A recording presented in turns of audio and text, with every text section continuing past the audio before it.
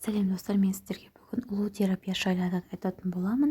Ұлу терапиясының шырышында көптеген дәрумендер кездеседі. Соның ішінде коллаген, эластин, А, С, Е, В6, В12 деген дәрумендер кездеседі. Оны қазіргі таңда косметологияда кеңінен қолданады. Хатина ұлуларын және ұлу терапиясы не істейді? Беттегі әртүрлі пигменттік дақтарды жояды, бетті жақсы тартады, әжімді кетіруге көмектеседі. Ұлуды тек бетке ғана емес, мойын және қолға да қоюға болады.